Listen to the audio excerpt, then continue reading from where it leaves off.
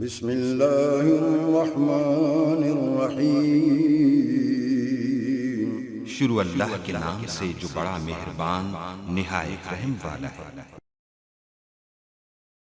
Election 2024 کی آمد ہے، چند دن بعد ہم اپنا حق رائے دہی استعمال کریں گے۔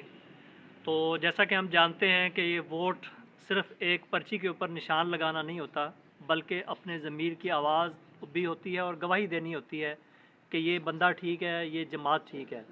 تو جتنے بھی امیدوار کھڑے ہیں ان کو آپ نے بغور جائزہ لینا ہے کہ وہ اپنی پارٹیوں کے ساتھ، اپنے منشور کے ساتھ کس حد تک مخلص ہیں۔ ہم نے دیکھا کہ ایک مہینہ پہلے کوئی بندہ ایک پارٹی کے ساتھ تھا، اس کو ٹکٹ نہیں ملی تو وہ اس کے خلاف بات کر رہا ہے، تو اس کا مطلب ہے کہ وہ پارٹی اور منشور کے ساتھ مخلص نہیں تھا، اپنی ذات کے ساتھ مخلص تھا۔ اور جو بندہ ایک مہینہ پہلے اسی پارٹی کو گالیاں نکال رہا تھا، آج اسی پارٹی کے ٹکٹ پر الیکشن لڑنے کے لیے میدان میں ہے۔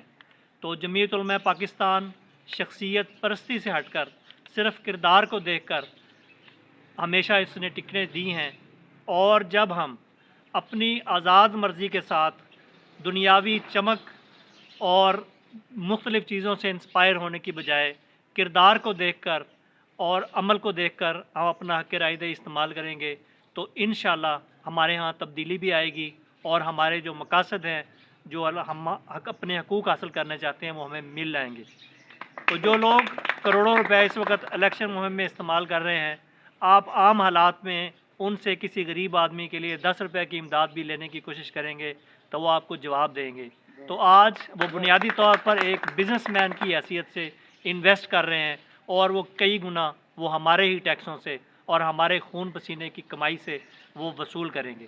تو اس سے بچنے کے لیے بہتر ہے کہ صاف نیت اور اخلاص والی جماعتوں کو اور اخلاص والے امیدواروں کو ووٹ دیں تاکہ حقیقی تبدیلی آ سکے۔ بہت شکریہ۔ جی ویورز، اگر آپ نے ابھی تک ہمارا چینل سبسکرائب نہیں کیا تو سبسکرائب کیجیے اور ساتھ میں دیے گئے گھنٹی کے بٹن کو ضرور دبائیے تاکہ اپڈیٹس آپ کو باقاعدگی سے ملتی رہیں۔